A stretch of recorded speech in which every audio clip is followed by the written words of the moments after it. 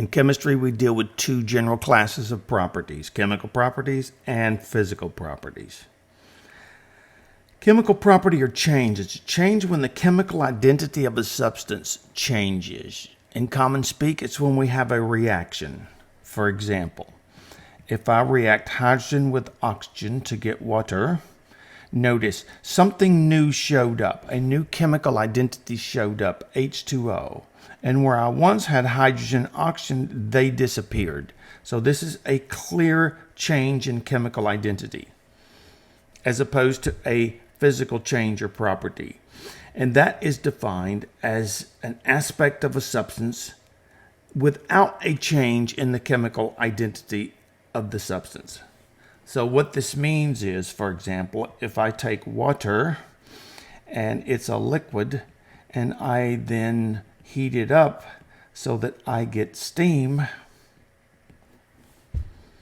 I started out with water and I end up with water. So there's no change in the chemical identity. And so this would be considered a physical change and not a chemical change. Well, let's look at that in more general terms. So essentially, these are just some general rules I've come up with. A physical change tends to be reversible. Let's consider water again. So if you have ice, frozen water, and you melt it, that's a physical change. But then you can go right back and refreeze it again. And then you can remelt it. So essentially, it's a reversible, easily reversible change. And most physical changes are. As the other hand, chemical changes tend to be, at least at the superficial level, one way. So if I take propane and I burn it to give carbon dioxide and water, you can't easily make the carbon dioxide and the water go back to propane. And so that's just a very general coarse rule of thumb you can use to determine whether something is chemical or physical. A second one is the general rule. If you end up with what you start with, then you've got a physical change. By the way, the only exception is this thing called inertness. Inert means it doesn't react. So the fact that something does not react chemically is itself a chemical property. So other than inertness, I like to just use the did you end up with what you started with rule. So let's practice. Ice melts at 0 degrees C. Chemical or physical? It's going to be physical. Why? Well, we started out with water and we ended up with water. In no time did we ever have anything other than H2O, so the chemical identity never changed. Propane burns to CO2 and water.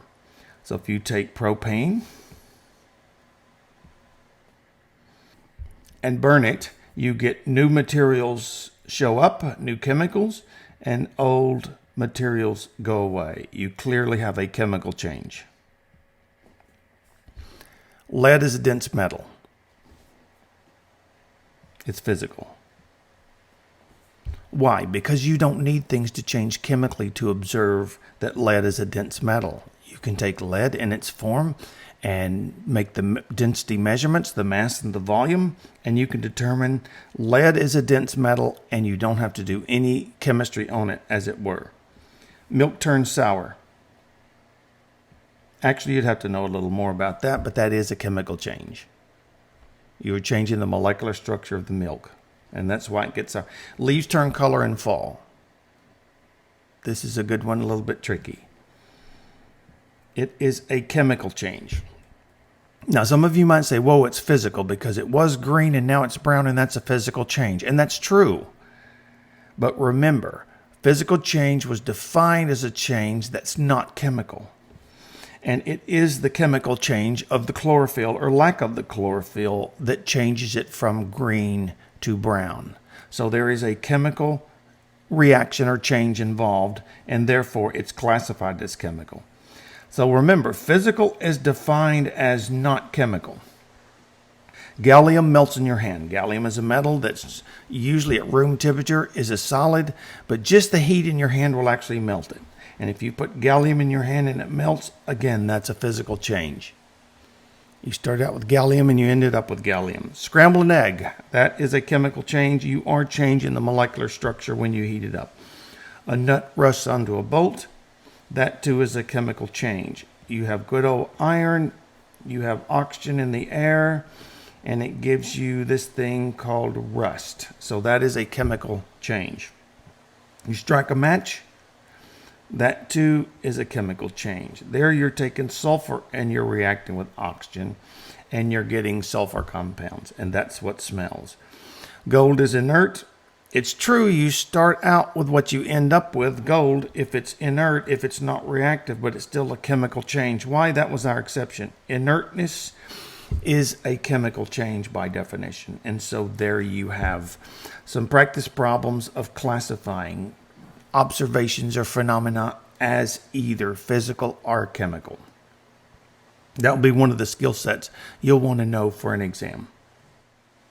And here's what the answers look like in a little less messy form.